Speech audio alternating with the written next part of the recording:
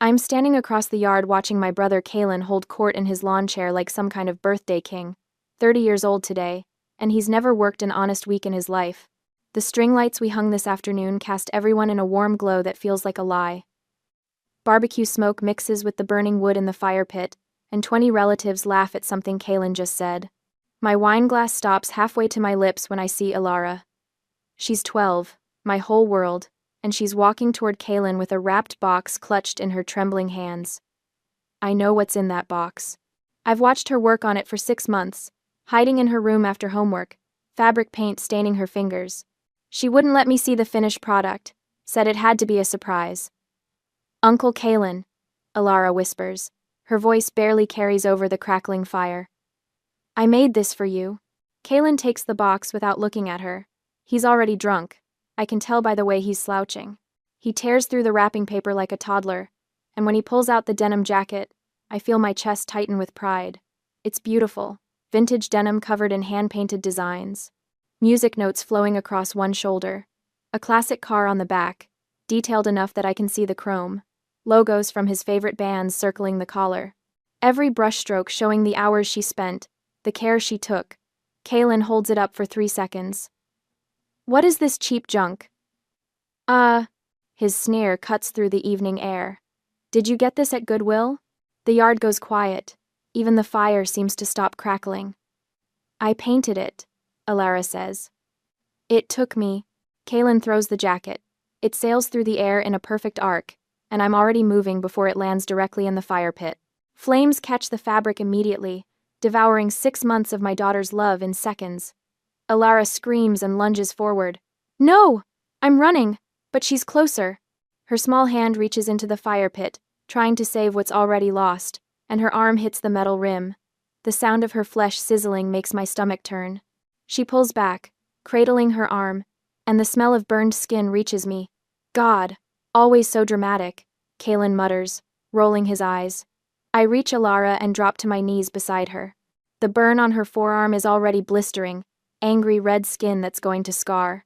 She's sobbing, not from the pain but from watching her creation turn to ash.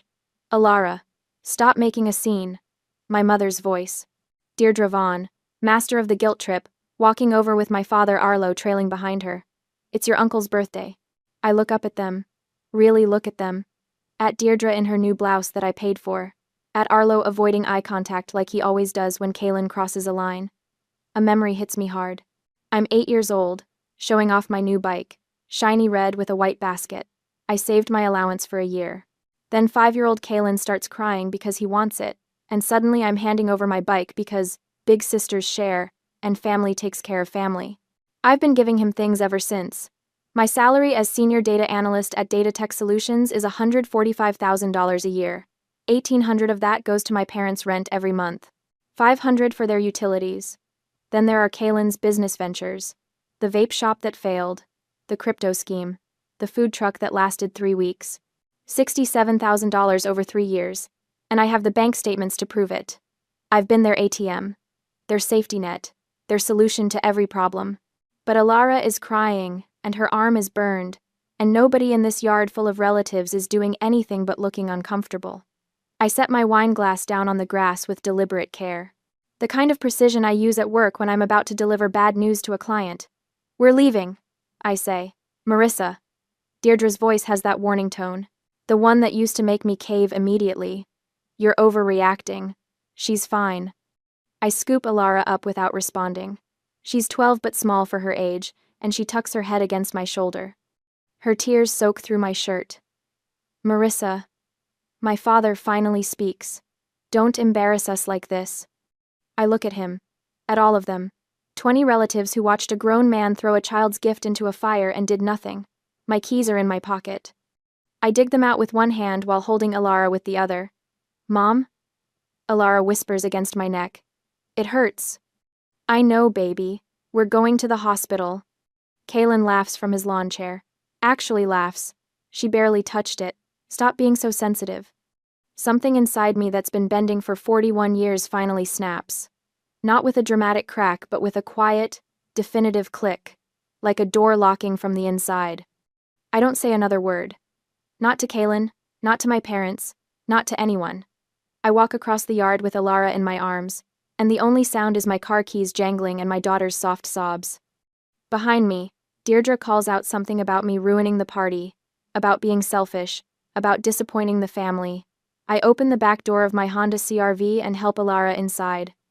Her burned arm needs to be elevated. I grab a sweater from the front seat and gently wrap it around her shoulders. We're okay, I tell her. We're going to be okay. When I back out of the driveway, I see them all standing there in the glow of the string lights. My mother with her arms crossed, my father looking at his shoes, Kaylin already reaching for another beer. 20 relatives watching me leave, and not one of them follows. At the hospital, the emergency room fluorescent lights are cruel. They show every detail I don't want to see. The way Alara's face is still blotchy from crying, the angry red burn wrapped around her forearm, the dried blood on my shirt collar where she pressed her face against me in the car. Doctor Matthews is maybe 50, gray at the temples, and he's examining Alara's arm with the kind of careful attention that makes my throat tight. His fingers are gentle as he measures the burn. 2nd degree, he says. The blistering extends 4 inches along her inner forearm. How did this happen? He's looking at me now, not Alara. My uncle threw my art project in a fire, Alara says before I can answer. Her voice is small. I tried to get it out. Dr. Matthews' jaw tightens. He sets down his measuring tape and pulls up a stool, sitting so he's eye level with both of us. I need to explain something. His tone is serious, the kind doctors use when delivering bad news. When a child is injured due to reckless adult behavior, I'm what's called a mandatory reporter. That means I'm required by law to contact the authorities. My stomach drops. The authorities?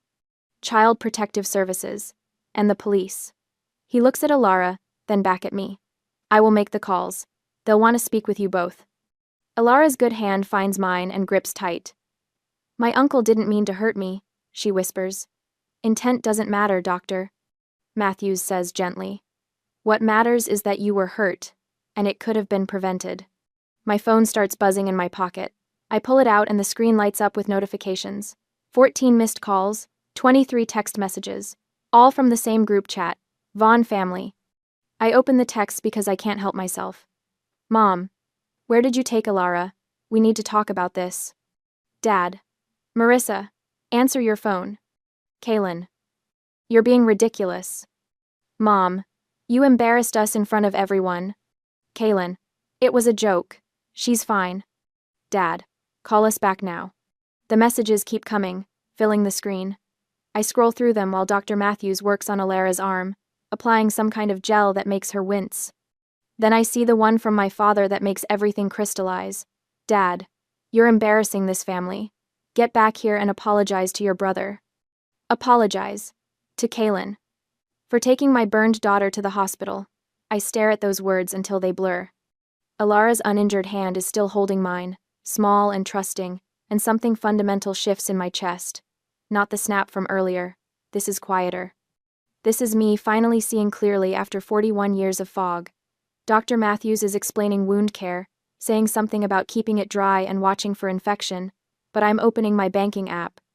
My fingers know the password by muscle memory. I navigate to transaction history and start scrolling. 3 years of transfers line up on the screen like evidence at a crime scene. Kaylin's vape shop. $20,000, transferred in 4 installments last spring. The shop closed after 6 months. Kaylin's crypto investment scheme. $8,000. He promised me triple returns. I never saw a penny back. Kaylin's food truck. $15,000 for equipment and permits. It lasted 3 weeks before he got bored. Then there are my parents. $2,300 every month like clockwork. $1,800 for rent, $500 for utilities. But I remember Mom posting photos from that Caribbean cruise in July. I remember Dad buying a new riding mower in August. $67,000. The number sits on my screen, undeniable. I screenshot everything, every transaction, every date, every amount. My finger moves automatically, saving each image to my photo library, then forwarding them all to my personal email. The kind that's not connected to any family member. The kind nobody else knows about. Doctor. Matthews is wrapping Alara's arm now, white gauze circling the burned skin. I open the Vaughn family group chat, and attached 2 screenshots. My last pay stub showing my salary at Data Tech Solutions, and a calculation I've been avoiding for years. Rent payments, utility payments, failed business ventures, every dollar listed with dates. My thumbs hover over the keyboard. I type, "The police are on their way. The ATM is closed. You are on your own." Send. I watch the blue check marks appear, showing everyone has read it. Then I scroll up through 3 years of messages. Every guilt trip, every manipulation. Every time they made me feel like I owed them something. I mute the chat. Then I block Deirdre's number, Arlo's number, Kaylin's number. The phone stops buzzing. "Mom?" Alara is looking at me with wide eyes. "What did you do?" "Something I should have done a long time ago." My voice sounds steadier than I feel. There's a knock on the exam room door. A woman in slacks and a blazer steps in, holding a tablet. Behind her is a uniformed police officer, young enough to be my nephew, with kind eyes and a notebook. "Miss Lewis? I'm Sandra from Child Protective Services. This is Officer Morrison. We need to ask you some questions about tonight." I stand up, still holding Alara's hand. "I'll tell you everything," I say. And I do. The birthday party, the handmade jacket, Kaylin throwing it into the fire, Alara lunging after it, the burn, the family telling me I was overreacting. Every detail spills out in chronological order, the way I'd organize data at work. Officer Morrison writes it all down. Sandra's face remains carefully neutral, but I see her glance at Alara's bandaged arm more than once. "We'll need to speak with your brother," Officer Morrison says. "And your parents." Good luck with that. The words come out harder than I intend. They're probably still at the party. My phone buzzes. Not from the family group chat, since I muted that. This is a different notification, a voicemail from a number I don't recognize. I put it on speaker without thinking. "Marissa." Deirdre's voice fills the exam room. She must have borrowed someone's phone. "I don't know what you think you're accomplishing with this little tantrum, but you're tearing this family apart. Kaylin made a mistake. People make mistakes. That's what family does. We forgive. We move on. We don't run to lawyers and police like strangers." There's a pause, and I can hear her breathing. "Everything we've done for you. Every sacrifice. And this is how you repay us? By humiliating us? By abandoning us when we need you most?" The message ends. Sandra looks at me. Would you like me to save that?" "I already saved everything," I tell her. "Every text, every transaction, every voicemail, 3 years of documentation." Officer Morrison stops writing and looks up. "That's very thorough." "I'm a data analyst," I say simply. "Documentation is what I do." Alara squeezes my hand. Her eyes are heavy now, the pain medication Dr. Matthews gave her, finally taking effect. "Can we go home, Mom?" Home. Not back to the party. Not back to explain or apologize or smooth things over. Home. "Yes, baby," I tell her. "We can go home." The house is too quiet Sunday morning. Just the sound of Alara shifting in her sleep down the hall, restless even now. I'm sitting at the kitchen table with my second cup of coffee when my phone buzzes with an unknown number. I know better, but something makes me answer anyway. "Marissa." Arlo's voice. Not his own phone. It's Dad. "I know who you are. Kaylin's in jail. We need $5,000 for bail." Behind him, I hear Deirdre's theatrical sobbing, the kind that's performed for an audience, with just the right pitch of desperation. I can picture her dabbing at dry eyes with a tissue. "Do you hear your mother?" Arlo says. "She's falling apart. This is killing her." I take a sip of coffee. It's gone cold. "Marissa? Are you there?" "Yes." "So you'll help? We can meet you at the bail bonds place in an hour. Your mother needs to see Kaylin home where he belongs." The entitlement in his voice is staggering. Like the past week never happened. Like Alara's burn isn't still wrapped in gauze down the hall. I disconnect without saying another word. The phone rings again immediately. Unknown number. I silence it and watch the screen light up twice more before it stops. 10 minutes later, my Ring doorbell camera sends an alert. I pull up the app on my phone and there they are. Arlo and Deirdre standing on my front porch like they have every right to be there. Deirdre is crying. Real tears this time, or at least real enough for the neighbors to see. She's wearing black like she's in mourning, and Arlo keeps putting his arm around her shoulders in a way that looks rehearsed. I watch them through my phone screen. Deirdre rings the doorbell 3 times. Then she starts talking, her voice carrying across the lawn. My own daughter won't even answer the door. Won't help her baby brother. I raised her better than this. A jogger slows down to look. Mrs. Rodriguez from next door comes out to water her plants even though it's barely 8 in the morning. They stay for 45 minutes. Deirdre alternates between crying and calling my name. Arlo tries the doorknob twice. At one point, Deirdre sits down on the porch, steps and puts her face in her hands, shoulders shaking. It's Mrs. Rodriguez who calls the police. I see her on her phone, gesturing toward my house, her face set in angry lines. The patrol car pulls up 12 minutes later. Arlo spots it first and touches Deirdre's shoulder. She stands up slowly, wiping her eyes, and they walk to their car with dignity. Like they're the victims here. Like they're just a concerned family who got turned away. They're gone before the officer reaches my door. My phone buzzes with a text from Arlo an hour later. I read it while Alara picks at her breakfast across from me, her burned arm resting on a pillow. You did this. We're going to be homeless. I set the phone face down on the counter. Alara looks up at me, her eyes too old for 12. Was that them? Yes. What did they want? Money. She goes back to pushing scrambled eggs around her plate. She hasn't touched her bacon. When I reach over to light the stove to heat up some tea, she flinches at the click of the ignition. The eggs go into the trash. I don't comment on it. That afternoon, I call Dr. Sarah Williams. Her receptionist can fit Alara in on Tuesday. I take the appointment and add it to my calendar with the same efficiency I use for work meetings. Tuesday evening, Alara comes out of her first therapy session with red eyes. Doctor. Williams walks her to the waiting room and gives me a look that says everything without words. Same time next week, Dr. Williams says gently. In the car, Alara stares out the window. We're halfway home when she finally speaks. Did I do something wrong? My hands tighten on the steering wheel. What? With the jacket. Was it not good enough? I pull into a parking lot and put the car in park, turn to face her. You did nothing wrong. Not one single thing. Then why did he? Because he's broken inside. And broken people break things. That's not your fault. She nods, but I can tell she doesn't believe me yet. Her art supplies are still untouched in the corner of her room. I saw them this morning when I went to wake her up. Wednesday brings Aunt Cheryl. I don't recognize the Arizona number, so I answer thinking it might be work-related. Marissa, honey. Her voice drips with false concern. Your mother called me. She's devastated. I'm sure she is. Now I know there's been some family drama, but family takes care of family. Your parents raised you. They sacrificed so much. And Kaylin, well, he's just going through a rough patch.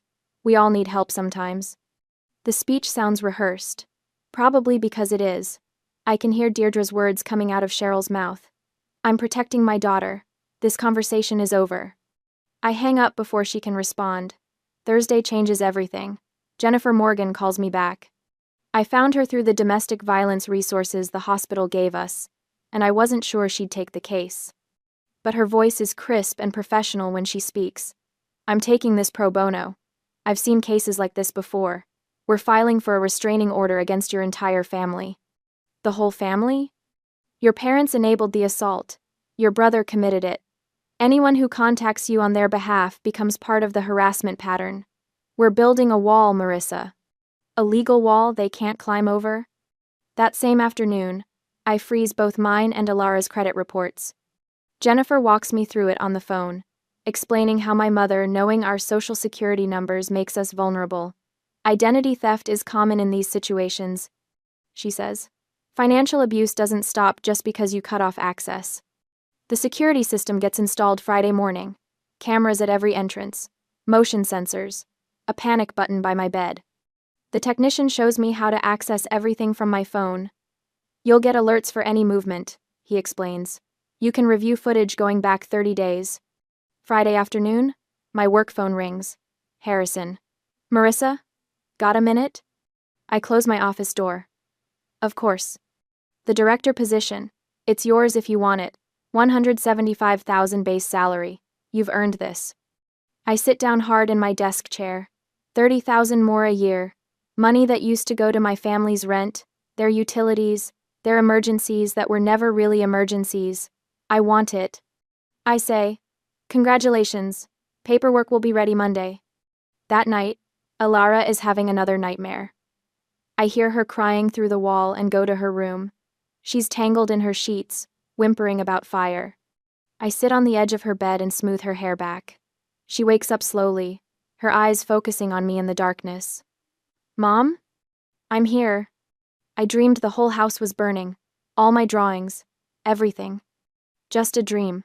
We're safe. She burrows against my side, and I hold her until her breathing evens out. But I don't leave. I stay there, watching her sleep, thinking about the spreadsheet I made earlier. $1,800 for rent, $500 for utilities, countless loans that were never paid back, $67,000 over 3 years. I've been funding my own abuse, paying them to hurt us. The realization sits in my chest like a stone. It's almost 4 o'clock when my phone buzzes with a security alert. I'm back in my own room, reviewing the restraining order paperwork Jennifer sent over, when the notification lights up my screen. Motion detected at garage. I pull up the camera feed. The image is grainy in the darkness, but the motion-activated lights click on, and I see him clearly. Kalen. He's walking toward my garage with that distinctive swagger. The entitled roll of his shoulders. His hands are carrying something metal. A crowbar, maybe. Or a tire iron. He stops at the garage door and looks directly at the camera. Smiles. My finger hovers over 911 on my speed dial. My other hand is already taking screenshots, documenting everything. Evidence for Jennifer. Proof for the restraining order. Kalen raises the metal object and takes a step closer. I press call. 911. What is your emergency? There is an intruder at my garage, I whisper, my eyes glued to the screen. On the feed, the motion sensor floodlights blaze to life, blindingly bright. Kalen flinches, shielding his eyes. He spots the camera lens, creates a rude gesture, and stumbles backward. He turns and runs into the darkness, just as the distant wail of a siren cuts through the night. He got away. For now. The morning after Kalen's garage prowling, I sit at my kitchen table with a cup of coffee going cold between my hands. The police arrived 3 minutes too late last night. They took a report, patrolled the neighborhood, but he was gone. My phone shows 3:47 a.m. on the security camera footage, Kalen's distinctive swagger as he approached my garage. The metal tool in his hands catching the motion sensor light. I have the report number. I have the footage. But watching that freeze frame in the quiet dawn light, something else catches my attention. The Ford Bronco in the Vaughn driveway, visible in the background of the frame before he blocked the view. I bought that truck 2 years ago when Kalen claimed he needed reliable transportation for job interviews. $23,000. The title is in my name because his credit was garbage. The insurance comes out of my account every month. $162 that I've paid 24 times now. He's been driving my truck. Alara shuffles into the kitchen, hair messy from sleep. The burn scar on her arm is healing but still angry pink. She doesn't ask why I'm up so early anymore. She knows. Morning, baby. I close my laptop. Want some pancakes? Just cereal. She pours herself a bowl, and we eat in comfortable silence. This is our new normal. Quiet mornings. No drama. No relatives showing up unannounced, because I finally got that restraining order after the party incident. But the restraining order doesn't cover my property. After Alara leaves for school, I pull up Kevin's number. He runs a towing company, helped me when my CRV broke down last year. Honest guy. Doesn't ask unnecessary questions. Kevin? Marissa Lewis. I need a truck towed from an address. It's mine. Title's in my name. No problem. What time? 6 a.m. tomorrow. Before anyone's awake. I text him the Vaughn address and the Bronco's plate number. Then I pour fresh coffee and open my banking app. That automatic payment to their landlord? Cancelled 3 weeks ago. The utility payment? Gone. Every subscription I was covering? Done. My phone stays quiet until 9:32 a.m.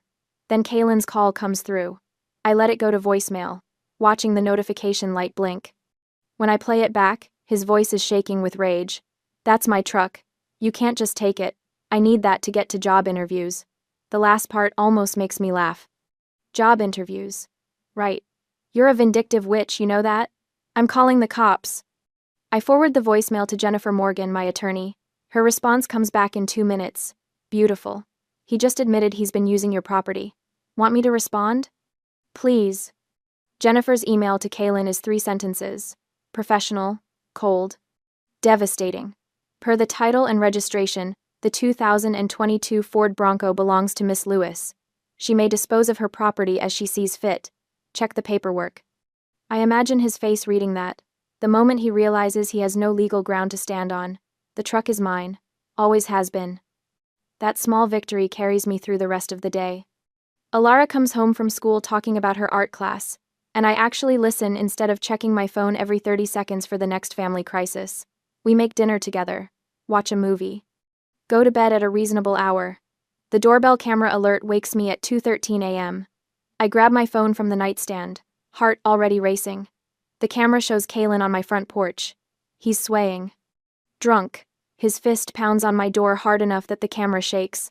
Marissa! His voice slurs. Open up. We need to talk. I'm already dialing 911 when I hear Alara's door open. Mom? Her voice is small, scared. Get in my room. Now. I meet her in the hallway and pull her into my bedroom. She crawls into my bed while I stay by the door, phone in one hand, finger hovering over the record button for the doorbell's audio feature. Kaylin pounds again. I know you're in there. You think you're so smart? Taking my truck? Calling the cops on me? His voice rises to a shout. I'll burn this house down with you in it. My blood goes cold. Those exact words, captured on visual voicemail, recorded on the doorbell camera. 911. What's your emergency? My brother is on my front porch making threats. He's violating his bail conditions and threatening to burn my house down. The dispatcher's voice is calm. Is he armed? I don't know. I can't see his hands clearly on the camera. Officers are on the way. Stay inside. Don't open the door. Alara is crying softly behind me. I look back and see her curled up in my closet, surrounded by my shoes and hanging clothes. Hiding. Like she did the night her uncle burned her gift. 7 minutes. That's how long it takes for the sirens to arrive. 7 minutes of Kaylin pounding and shouting. 7 minutes of my daughter reliving her trauma. 7 minutes of me recording every word while standing between him and her. When the red and blue lights flash through my bedroom window, Kaylin tries to run. I watch on my phone as 2 officers tackle him on my front lawn. Watch as they cuff him. Watch as they load him into the back of the squad car. An officer knocks on my door. Miss Lewis? It's safe now. I go downstairs and open the door, showing him my phone with the footage. The threats, the pounding, the visual voicemail, with his exact words about burning down my house. He's violating his bail conditions. The officer says. This is also terroristic threats. He's not getting out this time. After they leave, I find Alara still in my closet. I sit on the floor beside her and pull her close. Is he gone? She whispers. He's gone. He's not coming back. The next morning, my phone rings. Jennifer. Kaylin was remanded in custody pending a bail hearing. The judge saw the doorbell footage and the visual voicemail. You got this, don't worry, he doesn't stand a chance. Good. There's more. I'm filing additional harassment charges. This supports our case for the permanent restraining order. I hang up and stare at my laptop. The Bronco is in an impound lot. I could sell it, get back some of what I've lost, but that feels too easy, too transactional.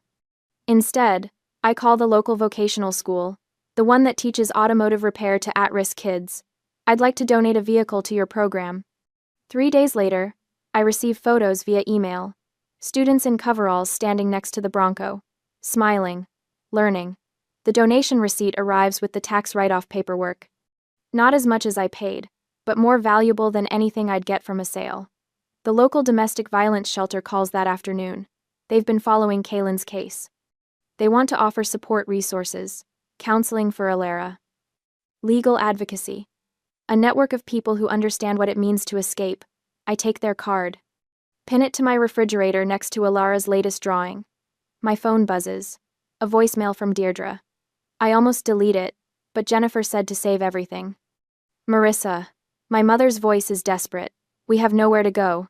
The eviction is in 5 days. Your father's trying to find work, but we need help. We're your parents. You can't just abandon us. I save the voicemail, forward it to Jennifer, then I block the number. That night, while Elara does homework at the kitchen table, another call comes in. Unknown number. I let it go to voicemail. It's a storage unit company. They're looking for Arlo Vaughn. His unit has been abandoned for 6 months. Unpaid. They're auctioning the contents next week. I call them back. This is Marissa Lewis. Arlo Vaughn is my father. What's in the unit? Furniture. Boxes. Looks like household items. Are you paying the back rent? No, auction it. Because that's the pattern, isn't it? They've been living beyond their means long before I started funding their lifestyle. The cruises while I paid their rent.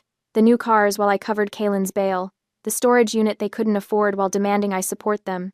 I was never helping. I was enabling. Jennifer calls again the next morning. The extended family is asking questions.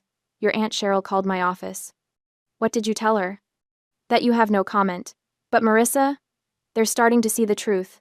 The eviction. The arrests. The storage unit. They're connecting the dots. I hang up and look at Elara. She's drawing again, for the first time since the fire, her hand moving across the paper with confidence. The ATM is permanently out of service. And I'm never opening for business again. Day 29 of the eviction notice, and my email inbox chimes with a sound I used to dread. Deirdre's name appears on the screen, and my finger hovers over the delete button. But Jennifer told me to save everything, so I open it. The subject line reads, "Please, just listen." 2 photos load first. Me at 7, Kaylin barely 3, both of us on a backyard swing set. Another one from some Christmas, Kaylin opening presents, while I help him tear the wrapping paper. The email itself is short. These were happier times, weren't they? Before you turned your back on us. I wonder what Elara would think if she knew what kind of person her mother really is. I still have yours and Elara's social security numbers from when we did your taxes, remember? Think about what you're doing to this family. I read it twice. The threat is clear enough. Identity theft wrapped in a blanket of guilt and nostalgia. I forward it to Jennifer with a single line. Is this what I think it is? Her response comes back in under 5 minutes. Oh, this is beautiful. Screenshot everything. This helps us significantly. I don't feel beautiful. I feel tired. But I screenshot the email, save the photos with timestamps, and add it to the folder labeled Evidence that now contains 47 items. The emergency hearing for the permanent restraining order happens 3 days later in a courtroom that smells like floor polish and old paper. Jennifer sits beside me at the plaintiff's table, her burgundy blazer sharp and professional. Across the aisle, my parents have some public defender who looks fresh out of law school. Kaylin appears on the video screen from county jail, orange jumpsuit stark against the white wall behind him. His hair is shorter than I remember, and there are dark circles under his eyes. He looks at the camera with the same entitled expression he's worn his whole life. Judge Patricia Williams is in her 60s, gray hair pulled back, reading glasses perched on her nose. She's reviewing the evidence packet Jennifer submitted. Videos of the birthday party, the hospital report with photos of Elara's burn, transcripts of Deirdre's voicemails. The email with its thinly veiled threats. Mr. and Mrs. Vaughn, Judge Williams says without looking up. I've reviewed the Child Protective Services report. It confirms that your grandson's actions constituted child endangerment, and that you, as adults present, failed to intervene or seek medical attention for the minor. Deirdre starts to speak, but the public defender touches her arm. She ignores him. Your Honor, we're her parents. Marissa is overreacting to a simple accident. Kaylin didn't mean any harm. That jacket was practically garbage anyway, and Elara shouldn't have been so sensitive about. Mrs. Vaughn. The judge's voice cuts through the courtroom like a blade. Your son threw a child's handmade gift into a fire.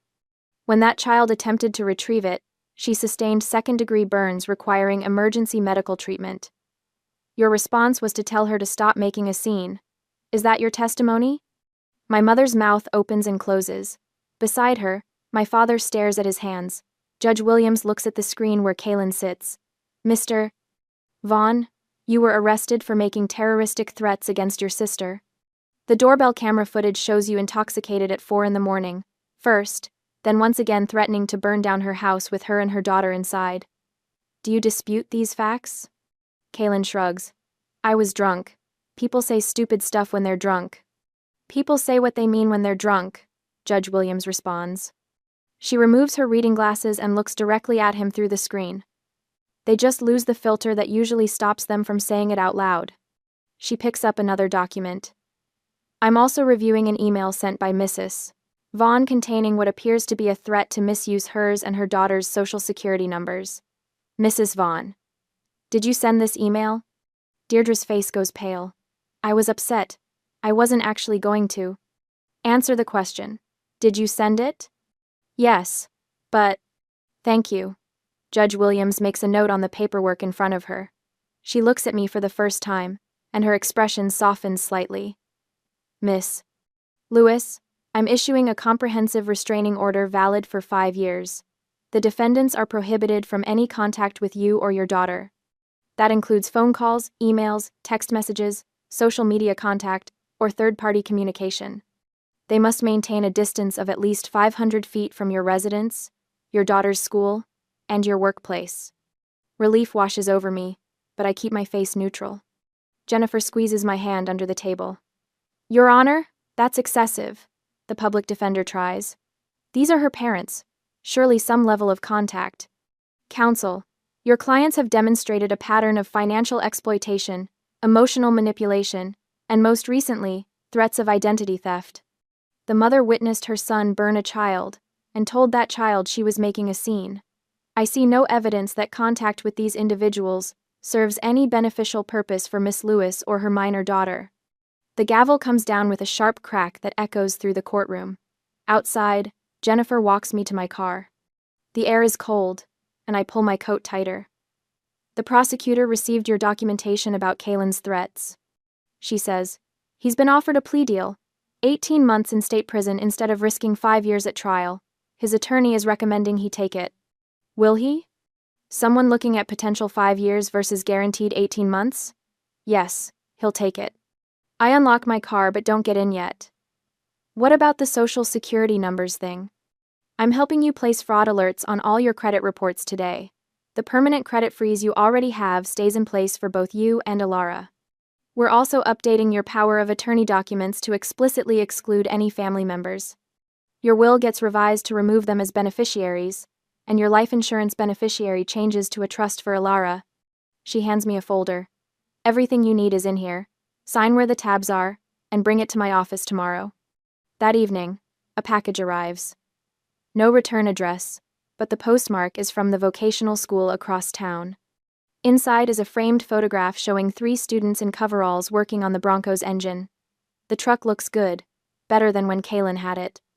There's a small plaque at the bottom of the frame, donated by Marissa Lewis, in support of students who work for their future. I hang it in the hallway, right where I'll see it every morning. A reminder that resources go to people who work, not people who take. Later, I open my banking app and set up an automatic monthly transfer, $2,300, the exact amount I used to waste on my parents' rent and utilities. It goes straight into Alara's college trust fund. The ATM is permanently out of service, but the vault is now open for people who matter. 6 months have passed since that night in the emergency room, and I'm standing in my kitchen watching Alara flip pancakes with her 2 best friends. The burn scar on her forearm catches the morning light, faded but visible. She doesn't hide it anymore. Mom, can we make chocolate chip ones next? Alara asks, waving the spatula like a conductor's baton. Only if you don't set off the smoke alarm again, I say. The 3 girls dissolve into giggles. 6 months ago, the sound of the gas stove clicking to life would send Alara running from the room. Dr. Williams says that's what healing looks like. Not perfect, but functional. Mrs. Rodriguez appears at the back door with a basket of fresh strawberries from her garden. She's become what Deirdre never was, a grandmother figure who shows up without expecting payment. I heard pancakes, she says, letting herself in. Hope you made enough for one more. The kitchen table is covered in art supplies. Alara's been working on a new jacket design, this one for herself. Bold strokes of crimson and gold, nothing timid about it. The art therapy started as treatment, now it's just who she is. Later that morning, I find the envelope in the mailbox. Plain white, Deirdre's handwriting on the front. No return address, but I recognize the slant of her letters. I take it to the fireplace and read it once, just once. She writes about hardship, About living in her cousin's basement 3 states away. About Arlo working as a grocery bagger at 65, coming home with aching feet. She doesn't apologize. She never does. Instead, she explains how difficult things are, how they're barely surviving, how family should help family. The manipulation is so familiar it almost makes me laugh. I drop the letter into the fireplace and watch the paper curl and blacken. The flames consume her words the same way they consumed Alara's jacket all those months ago. But this time, there's no screaming. No desperate attempt to save what's burning, just release. That evening, our chosen family gathers around my dining table, Harrison and his wife Diane, Mrs. Rodriguez, with her famous empanadas. We started these monthly dinners 3 months ago, and they've become the kind of tradition I actually want to keep. Alara's birthday is next week, Diane says, passing the salad. Have you thought about what she wants? She made a registry at the art supply store, I say. No homemade gifts required. Harrison laughs. He's been my boss for 8 years, but somewhere along the way he became family, the kind that doesn't send bills. 2 days later, I'm standing in a youth art gallery watching strangers admire my daughter's work. The piece is titled, Phoenix Rising. It's a denim jacket, painted to look like it's emerging from flames. The symbolism isn't subtle, but Alara's 12. Subtle can wait. She stands beside her work with her shoulders back, explaining her technique to a woman with a gallery badge. The confidence radiating from her makes my chest ache in the best way. My phone buzzes in my purse. I pull it out and see the caller ID. State Correctional Facility. Collect call. Kaylin. I show the screen to Alara. She glances at it, then back at the crowd around her artwork. I don't need to talk to him, she says. I'm busy being happy. I press decline and block the facility's number. Right there in the gallery, with people milling around us, I cut the last thread. That night, I sit on the back deck with my journal. Fairy lights glow overhead, the same kind that hung at Kaylin's birthday party. But these are mine, strung by my own hands, lighting a space where manipulation isn't welcome. I write, a year ago I was an ATM. Today, I'm a mother. Beside me, Alara paints on a fresh canvas. Her brushstrokes are confident, certain, Mrs. Rodriguez's music drifts from next door, something soft and Spanish that makes the evening feel complete. This is what freedom looks like. Not dramatic or explosive, just peaceful. I add one final line to my journal entry. The ATM is permanently out of service. Alara glances over at what I've written and grins. Good, she says. We never needed them anyway. Sad. She's right. We didn't. Have you ever had to choose between family and your child's safety? Sometimes love means letting go. What would you have done?